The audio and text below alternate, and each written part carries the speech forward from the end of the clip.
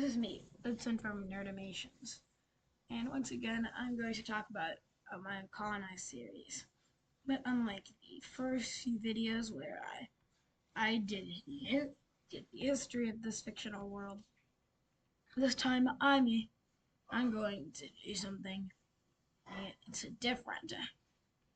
I'm going to show you the culture and how these countries formed. Let's first start with the main part of the show, the Congolese. Now, recently, after making the 7th video, I noticed that the Congolese actually were basically screwed by the 1800s, 1880s. And so I kind of need an explanation. If I don't have an explanation, then and how the heck did they prosper? It would probably be comments by the history nerds who are even more history nerds than I am. Or a few people. So basically, here's my explanation. One of these random Congo chiefs in the late 1879 finally united the kingdom and also finally abolished slavery, at least in the north. He then tried to keep his control over his lands. And now you might ask, who is this man? Good question. I don't have any good names to actually use, so we're going to call him Luongo. Odd name to put it, but I know since Luongo is the last name of one of the cities that he'd conquer, but hey, it still works. And also let's talk about modern culture in the Congo. Now, even though the Congo may be huge and gigantic, I think that the main place of its culture and its centers would be here. San Salvador, the capital, Cabo Luongo, the second biggest city, and Songo, which basically act as the main port. All three would together be still, no matter how much Luongo tried to make more importance in the outer regions, the three biggest cities. And there's almost no way of stopping it. So Songo, I think, would be a bit more culturally diverse. This is where most immigration into the kingdom would happen, and so most people would just stay in Songo. I'd expect that it would be a bit more open of a culture too, and also have more of a dock working in culture due to it being a port city. Then there's the capital itself, here, San Salvador, which I'll abbreviate as SS because it would take up too much space to write.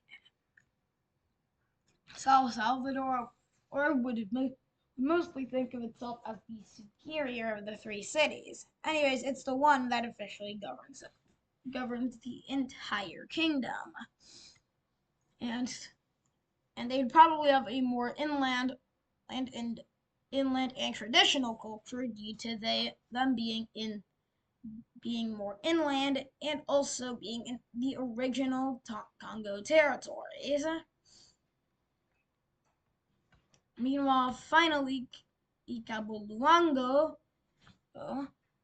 which I'll abbreviate as CL, would also be more open in culture, but due to being the second kingdom that it was invaded by the Congo, it would be a mix of Songo and San Salvador. It would also probably continuously be not official to be and kind of fighting over who truly rules the Congo. I expect that due to significantly more open jobs like more factories and more port jobs, Cabo Luango would be a bigger city than Sao Salvador, while Sao Salvador would be I by the Kingdom of the Congo, it was still more valuable. And so the two would just continue duking it out. Not really. Imagine it like the Manchester Liverpool rivalry. They'll do anything to go against each other, or except official war, because they literally can't do that. The next thing is the Sakota. And I think the Sakota were pretty well on being a successful nation. They already had the ability to successfully administer themselves. Those they had the biggest cities in Africa, and also were pretty rich. The only reason they fell was because the British and French basically power strike them. Um, to take some of the last good stuff that was left on the app in the west of Africa. Here, I don't know if these are the exact placements, but here's Sokoto, Kano, and Lagos. Oh, these three would also be the main cities of the kingdom. With once again Kano and Sokoto being more original and traditional, while Lagos would be more open and probably still have an English-speaking majority if the British had been able to build themselves well enough. Sokoto and Kano would probably also be in a rivalry, and the two would continuously also try to one-up each other. Meanwhile, Lagos would, just like in the Congo, would be more out of the argument because of their distance and being in basically a different culture group. I think that there would be some Yoruba rebellions here and there across the 1890s, but nothing really important. And don't worry, I'm not actually ruining the original map. Here it is in all its glory. Still very well functioning. No, I got a copy of it. So these two are basically Africa's giants. But let's continue. Sudan would be a bit more simple. Well, the main big city here is the capital, or probably Khartoum. Then there's Juba, but Juba doesn't really matter as much, especially since they're in a territory, or not a province. They'd probably mostly be disregarded, at least somewhat, against the capital. Maybe a Port Sudan would emerge in that in that timeline, but it would definitely be a slightly less active port, especially without British people needing to use it, or at least less needing to use it. Next is Uganda. Uganda's capital would be definitely Kampala, and it would definitely be just the center of the country. I can't think of anywhere where the Ugandan and later Ugandan kingdom that expanded from Kampala would ever actually try to go try to form a to take a new city as a major power area. The reason why the reason why these why Sokoto and the Congo did it was because they at this point had so many people they needed something to into those places to put them, and so they had at multiple major cities. But since Uganda doesn't have as many people, well, and it's not as urbanized, it only really needs one major center. Ethiopia, as stated in the last video, has Gondar.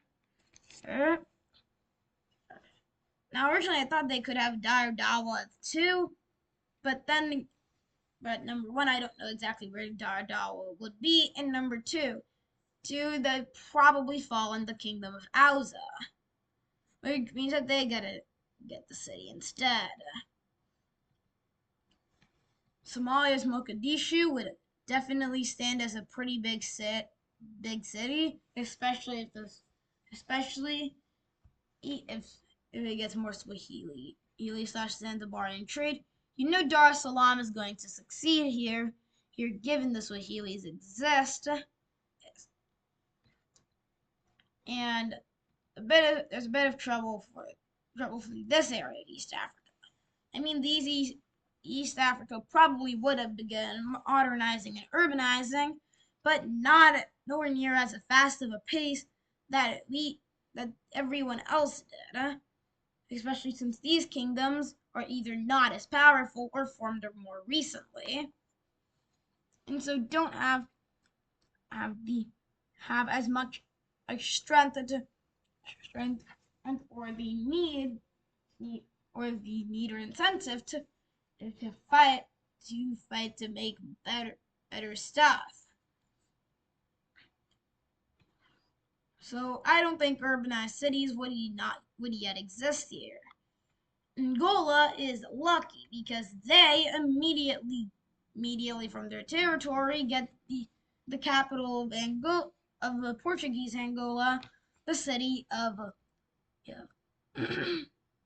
Luanda, and they also get Benguela, meaning they have two major cities to pick from.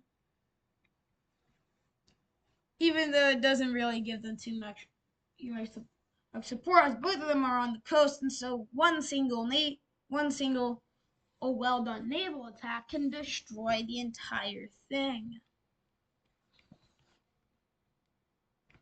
Botswana will probably have a city like Gaborone, and I'm going to call it Gaborone because I don't know no other names for it. There would be Cape Town, Pretoria, and also Maputo. I don't even know what was called in the 1880s. I don't care.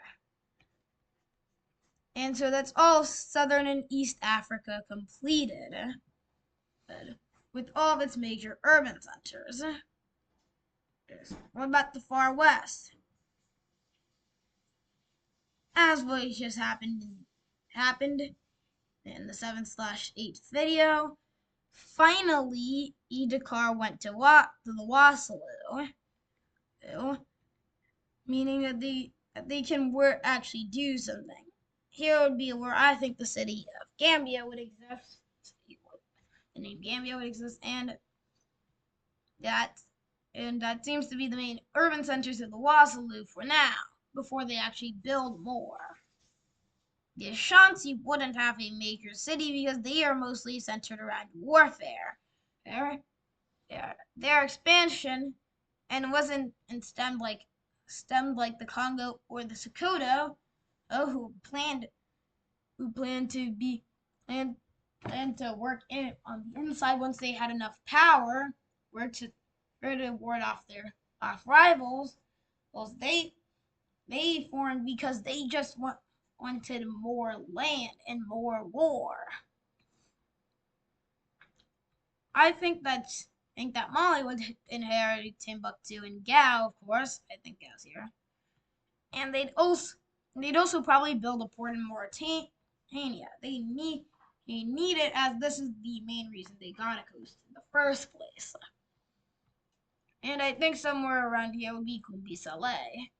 And Ouagadougou would probably fall either here or in the Ashanti. I think it would be here. We then see Icane and Borno, the Sheikdom. Once again, and like the Ashanti, they formed just because they could get bigger, mainly, and haven't yet actually set out making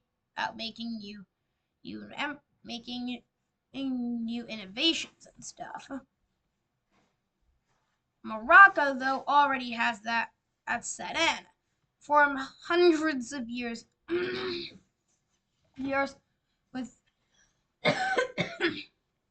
the Arabs and Europeans, and always by them, they've basically been forced to know how to be a pretty well functioning nation, a state. Algeria would be centered around Algiers, just like the colony. They're probably too young to actually try and make more urban centers. Tunisia would have Tunis as their only major center, because that's basically how it's always been. And also we don't have any French attempts to solidify their control here, as Tunis is basically a passive state. It's surrounded on all sides by nations that are willing to defend it, especially from colonizers, and it also is pretty good, darn defensible all in itself. So it probably won't actually do much with its military. The Senussi order definitely would, but it would be a more militaristic state. Tripoli and Benghazi would definitely still, though, be the big cities of the nation. There'd probably be literally none in the original old Senussi territories, as they're almost inhospitable. Egypt, though, would probably still be the most urbanized country. Right. It would have Damietta, Alexandria, Cairo, and Aswan. With hopefully Aswan not being destroyed by the Sudanese sometime soon, in a city near you. That's the main African cities. I'll probably try to add on to them while I continue making new videos. But also, what happened to cultures and languages, you may ask? It's still quite messy. Luongo would probably try to order the Congolese education, but due to the nation being multilingual, you'll either have people volunteer to teach their regions a language, or you'll have to force them to speak a language, and put a ton of money that he's currently putting in other ways of modernization, including finally healthcare. That would have to be curbed towards education. So, I think the same things would happen in most of these major African kingdoms. They'd still speak multiple languages, except Somalia, but they're too busy doing other things to really care. Yeah, I think the Sokoto would probably be a bit better off, Uh, the main languages of their major cities are English, Yoruba, and Hausa, and maybe which language is here? I forgot. Eva, I think. And they and so it wouldn't be too hard to make signs in all different languages. But they all have a major problem that is above all else. They most of their people don't know how to write. And to that I say, that the fun at Luongo would do something amazing for all Bantu languages. From the languages spoken near Dakar to the languages spoken near Maputo. Here and in Maputo. Uh, he would finally he, he make a script to, for Bantu consisting of 30 letters. It tries its best to unite all Bantu most of the Bantoid sounds, or at least put multiple letters together to make new sounds. Even though probably some countries would have already adopted the Latin script by this point, and it's probably switch up to the Bantoid script because that means we can build our own printing presses. As we're the ones who know the script. Guess who doesn't though? The uh, the people in Europe. They can't do anything about this.